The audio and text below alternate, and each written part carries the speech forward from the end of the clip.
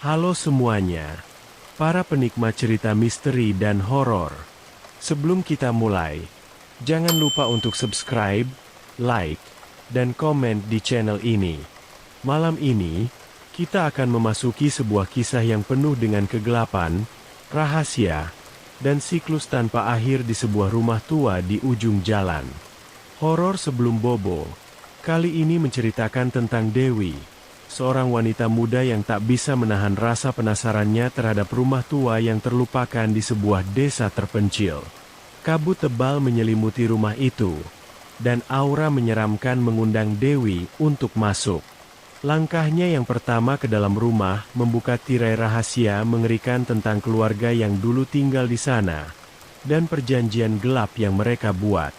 Namun, rasa ingin tahu Dewi membawanya ke dalam siklus takdir yang menyesakan. Rumah itu tidak hanya menyimpan cerita, tetapi juga perangkap untuk jiwa-jiwa yang masuk. Saat kegelapan menyelimuti, Dewi perlahan menyadari bahwa ia bukan orang pertama yang terjebak di sana, dan ia mungkin tidak akan menjadi yang terakhir. Inilah horor sebelum bobo. Di sebuah desa terpencil, berdiri sebuah rumah tua di ujung jalan yang tak pernah dikunjungi orang.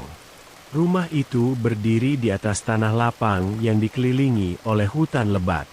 Atapnya yang runtuh sebagian dan dindingnya yang ditumbuhi lumut mengisyaratkan usia bangunan yang telah lama ditinggalkan. Namun, lebih dari sekadar penampilannya yang usang, rumah itu membawa aura yang membuat siapapun yang melihatnya merasa gelisah. Seolah-olah ada sesuatu yang bersembunyi di dalam kegelapan yang menyelimuti setiap sudut rumah itu. Malam itu, kabut tebal menyelimuti desa, membuat suasana semakin mencekam. Cahaya bulan yang biasanya menerangi jalan kini tertutup oleh awan hitam yang pekat. Hanya bayangan rumah tua itu yang samar-samar terlihat di tengah kegelapan. Tidak ada suara selain desiran angin yang menerpa pepohonan. Seakan-akan alam pun bersekongkol untuk menjaga keheningan malam. Di dalam rumah itu, lantai kayu yang lapuk berderit pelan saat sebuah bayangan bergerak di antara ruangan yang remang-remang. Tidak ada jejak kehidupan di tempat ini, kecuali aroma apek yang menandakan bahwa tempat ini telah lama tidak dihuni. Jendela-jendela besar yang berdebu, penuh dengan sarang laba-laba, dan daun-daun kering yang menumpuk di sudut-sudut ruangan, semua menjadi saksi bisu dari kisah yang tersembunyi di balik tembok rumah ini. Pagi berikutnya, seorang wanita muda bernama Dewi, yang baru saja pindah ke desa itu, memutuskan untuk berjalan-jalan. Rasa penasaran membawanya ke ujung jalan, di mana rumah tua itu berdiri. Meski ada bisikan-bisikan di desa yang memperingatkannya tentang tempat itu, Dewi, dengan keberaniannya dan juga rasa ingin tahunya, memilih untuk mendekati rumah tersebut. Kabut pagi yang masih menyelimuti desa membuat rumah itu terlihat lebih angker. Namun Dewi tetap melangkah maju. Langkah kakinya terhenti di depan pintu kayu besar yang tertutup rapat. Dewi memperhatikan ukiran pada pintu tersebut, yang terlihat seperti simbol-simbol kuno yang tak ia kenali. Meski rasa takut mulai merayap di hatinya, rasa penasaran yang lebih kuat mendorongnya untuk menyentuh pintu itu. Namun, di waktu yang bersamaan, angin kencang tiba-tiba berhembus, membuka pintu dengan suara yang memekakan telinga. Dewi terkejut, tapi ia tidak merasa gentar sedikit pun. Ia tetap melangkah masuk ke dalam rumah, disambut oleh keheningan yang memekat. Saat berada di dalam rumah itu, Dewi seketika merasakan hawa dingin yang menusuk tulangnya. Lantai kayu berderit di bawah kakinya setiap kali ia melangkah lebih jauh ke dalam rumah. Matanya menelusuri setiap sudut ruangan, hingga akhirnya ia menemukan sebuah tangga kayu yang mengarah ke lantai atas. Rasa penasaran yang tak terjelaskan membuatnya menaiki tangga itu, meski nalurinya mengatakan sebaliknya.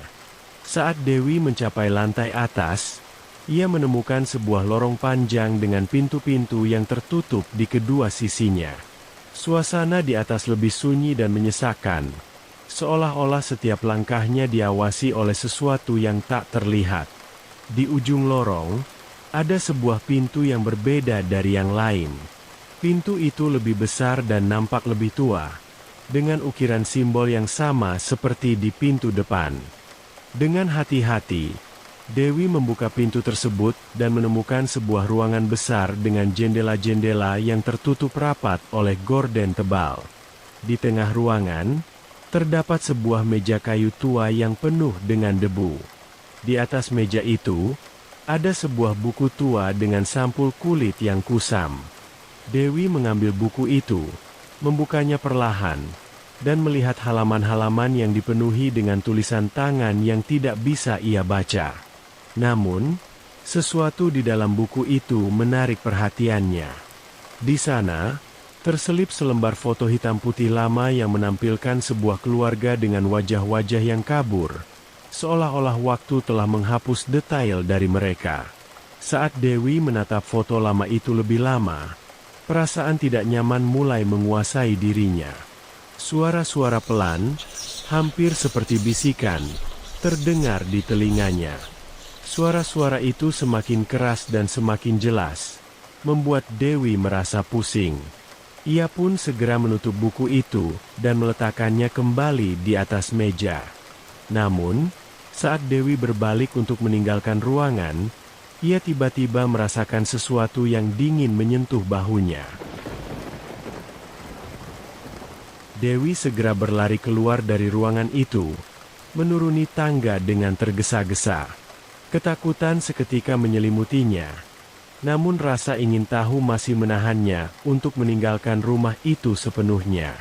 Oleh karena itu, Dewi memutuskan untuk menjelajahi ruangan di lantai dasar, berharap menemukan petunjuk tentang apa yang baru saja ia alami. Di salah satu ruangan, ia menemukan sebuah foto tua yang tergantung di dinding. Foto itu menunjukkan seorang pria, wanita, dan dua orang gadis kecil yang sedang berdiri di depan rumah itu, mungkin pada masa kejayaannya. Wajah mereka terlihat bahagia, tapi ada sesuatu di mata mereka yang membuat Dewi merasakan ketidaknyamanan. Ia merasa pernah melihat mereka sebelumnya, tapi tidak bisa mengingat persis di mana dan kapan tepatnya ia melihat mereka. Di sudut ruangan, Dewi melihat sebuah pintu kecil yang setengah tertutup. Ia membuka pintu itu dan menemukan sebuah tangga yang mengarah ke ruang bawah tanah. Dengan sedikit ragu-ragu, Dewi menuruni tangga tersebut dan menemukan sebuah ruangan gelap yang hanya diterangi oleh cahaya yang masuk dari celah-celah kecil di dinding. Di dalam ruangan itu, terdapat sebuah peti kayu tua yang terkunci. Dewi merasakan ketakutan yang semakin kuat, tapi ia juga merasakan dorongan untuk membuka peti kayu tersebut. Ia lantas mencari-cari di sekeliling ruangan dan menemukan sebuah kunci tua yang tersembunyi di balik batu bata yang longgar. Dengan tangan yang sedikit gemetar, Dewi memasukkan kunci ke dalam gembok peti kayu itu dan membukanya. Di dalam peti kayu itu, Dewi menemukan sesuatu yang mengerikan. Sebuah boneka tua dengan wajah yang rusak dan pakaian yang compang-camping tergeletak di dalamnya. Boneka itu nampak begitu nyata, seolah-olah pernah menjadi milik seseorang yang sangat menyayangi benda itu. Namun, yang paling mengejutkan Dewi adalah ketika dia menemukan sebuah surat yang terlipat rapi di bawah boneka tersebut. Dewi pun membuka surat itu dengan hati-hati. Tulisan tangan di atas kertas itu nampak terburu-buru dan tidak rapi, seolah-olah penulisnya menulisnya dalam ketakutan yang mendalam. Isi surat itu menceritakan kisah tragis tentang keluarga yang pernah tinggal di rumah itu. Sang ayah, Pak Hasto, adalah seorang pria yang pendiam dan tertutup. Pak Hasto ternyata pernah melakukan sesuatu yang mengerikan demi melindungi keluarganya. Ia nekat membuat perjanjian dengan kekuatan gelap yang akhirnya malah membawa kehancuran bagi mereka semua. Surat itu juga menyebutkan tentang boneka yang Dewi temukan di dalam peti. Boneka itu dulunya milik Yuna, anak perempuan Pak Hasto yang meninggal secara tragis. Semenjak kejadian itu, arwah Yuna diduga masih menghantui rumah itu untuk menuntut balas dendam atas perjanjian yang dilakukan oleh ayahnya. Setelah membaca surat itu, Dewi seketika merasakan hawa dingin menyusup ke dalam dirinya, seolah-olah ada sesuatu yang mengawasinya dari kegelapan. Ia sadar bahwa ia harus segera meninggalkan rumah itu sebelum sesuatu yang lebih buruk terjadi padanya. Namun, saat ia beranjak untuk pergi dari sana, pintu di atas tangga tiba-tiba tertutup dengan suara keras, meninggalkannya dalam kegelapan total. Di dalam kegelapan itu, Dewi merasakan sesuatu yang aneh. Tubuhnya terasa berat, dan ia mendengar suara-suara yang tidak bisa ia pahami. Suara itu bukan hanya datang dari sekelilingnya, tapi juga dari dalam dirinya. Kepanikan seketika menguasainya saat ia menyadari bahwa ia tidak bisa bergerak. Seolah-olah ada kekuatan yang menahannya untuk tetap berada di tempat itu. Di tengah kepanikan itu, Dewi melihat bayangan bergerak di sekitarnya. Bayangan itu semakin mendekat, dan Dewi merasakan hawa dingin yang semakin kuat. Bayangan itu semakin jelas dan menunjukkan sosok gadis kecil dengan wajah yang kabur dan penuh luka. Gadis kecil itu berdiri di hadapannya sambil menatapnya dengan mata yang kosong dan tanpa ekspresi. Dewi ingin berteriak, tapi suaranya tidak keluar. Ia merasakan ketakutan yang belum pernah ia rasakan sebelumnya. Sosok itu semakin mendekat, dan Dewi berpikir bahwa ini adalah akhir baginya. Namun, sebelum segalanya berakhir, Dewi merasakan sesuatu yang aneh. Sebuah pemahaman tiba-tiba muncul dalam benaknya. Gadis kecil itu bukan hanya menghantui rumah ini, tapi juga mencari seseorang untuk menggantikan posisinya. Dewi menyadari bahwa ia mungkin telah menjadi target berikutnya untuk mengisi kekosongan yang ditinggalkan oleh gadis kecil tersebut. Pikiran itu membuat darahnya berdesir ketakutan, namun tak ada yang bisa ia lakukan. Kegelapan mulai menguasai kesadarannya, seolah-olah hidupnya disedot keluar oleh kekuatan jahat yang ada di rumah itu. Waktu terasa melambat saat Dewi mulai kehilangan kendali atas tubuh dan pikirannya. Bayangan gadis kecil itu kini berdiri tepat di depannya. Mata kosongnya menatap lurus ke dalam mata Dewi. Seakan menembus jiwanya, rasa dingin yang menyengat mulai menyebar dari ujung jarinya hingga ke seluruh tubuhnya, menahan setiap usahanya untuk melawan. Dewi tahu bahwa kekuatan yang menguasainya bukanlah sesuatu yang bisa dilawan oleh manusia biasa. Perlahan-lahan, bayangan itu mengangkat tangan kecilnya, menyentuh wajah Dewi dengan sentuhan yang dingin dan tak bernyawa.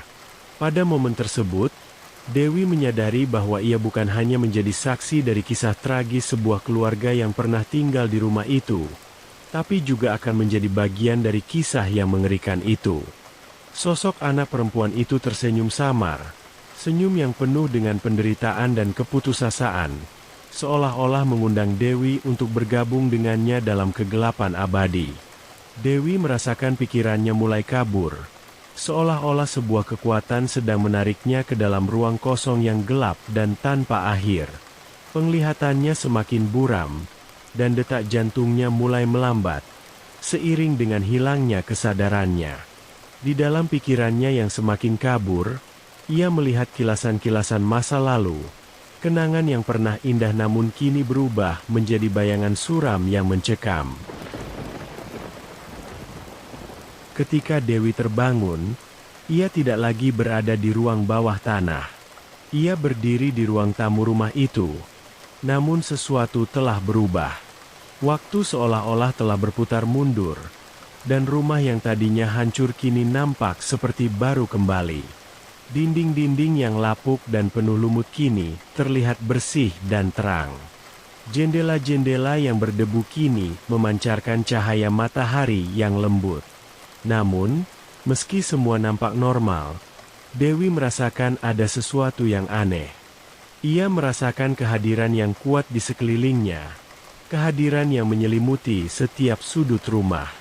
Dewi segera menyadari bahwa ia kini terperangkap dalam dimensi lain, dimensi di mana waktu tidak berjalan normal dan segala sesuatu terjebak dalam lingkaran penderitaan yang tak berujung.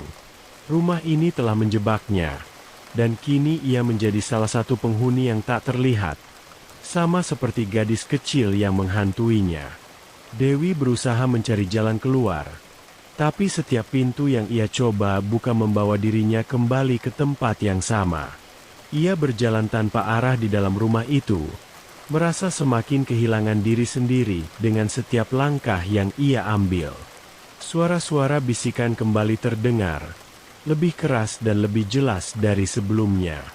Suara-suara itu terus mengulang nama yang sama, sebuah nama yang tidak pernah ia dengar sebelumnya, namun terasa begitu akrab di telinganya.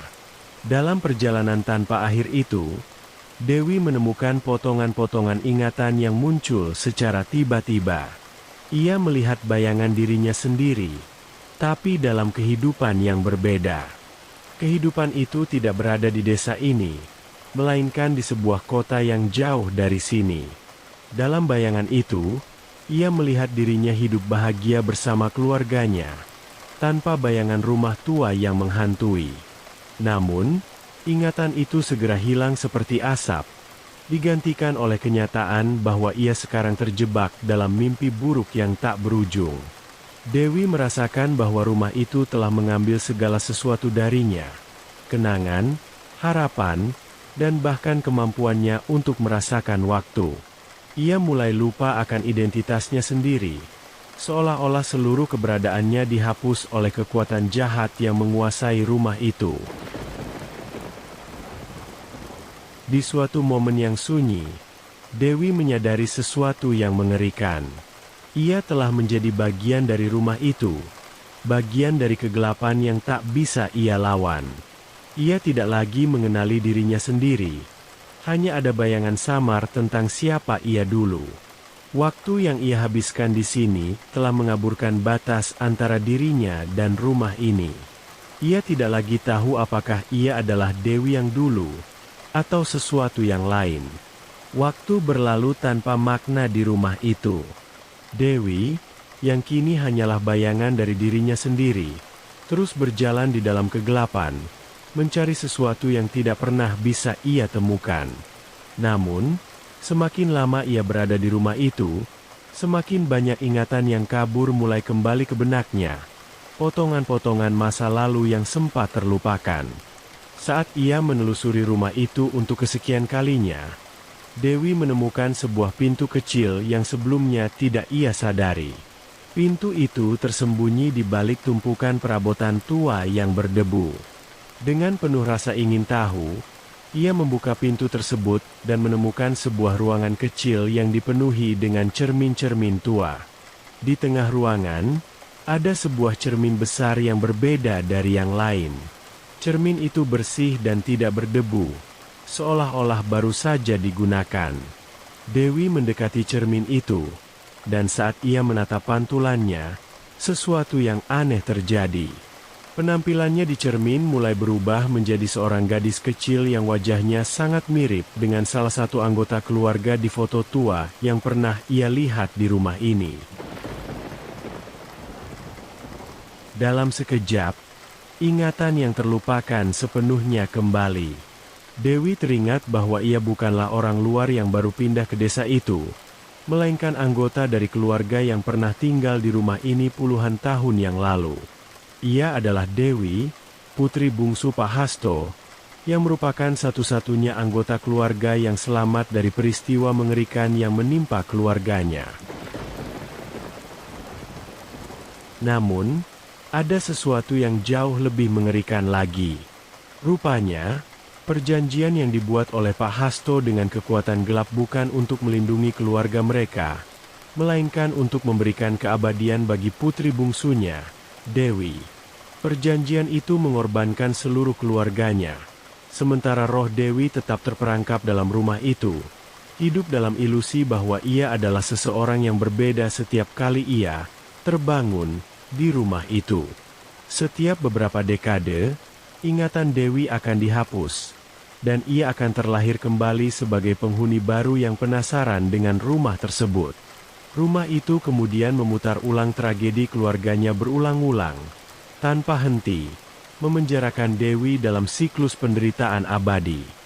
Dewi kini menyadari bahwa dirinya telah hidup dalam lingkaran setan selama bertahun-tahun, tanpa pernah benar-benar mati atau hidup. Setiap kali ia menemukan kembali identitasnya yang sebenarnya, siklus itu akan dimulai lagi. Ingatan akan kembali dihapus, dan ia akan kembali menjadi orang baru yang tertarik dengan rumah itu untuk mengulangi nasib yang sama. Tapi ada sesuatu yang berbeda kali ini. Dengan ingatan masa lalunya yang saling tumpang tindih selama bertahun-tahun, Dewi lama-kelamaan merasa kelelahan yang mendalam. Ia tidak lagi ingin melanjutkan siklus yang tak berujung ini. Dengan tekad yang kuat, ia pun menghancurkan cermin yang telah menunjukkan kebenaran kepadanya, seraya berharap bahwa dengan menghancurkan cermin itu, ia bisa memutus rantai nasib buruk ini. Namun, saat cermin itu pecah berkeping-keping, Dewi hanya merasakan kegelapan yang lebih pekat menyelimuti dirinya. Cermin itu hanyalah ilusi lain, perangkap lain dalam rumah ini. Meski ia telah menghancurkannya, siklus itu tetap berlanjut. Tubuh Dewi pun mulai memudar, seolah-olah diserap oleh rumah itu sendiri, dan ingatan terakhirnya adalah bahwa ia telah mencoba melawan, namun gagal. Ketika semuanya berakhir, rumah itu kembali sunyi. Tidak ada yang tersisa dari Dewi, kecuali sebuah jejak samar di udara, seolah-olah ia tidak pernah ada. Namun, rumah itu tetap menunggu jiwa berikutnya yang akan terjebak dalam siklus yang sama.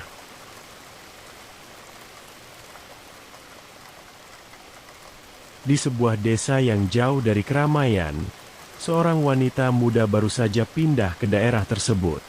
Ia mendengar cerita-cerita tentang sebuah rumah tua di ujung jalan yang tak pernah dikunjungi.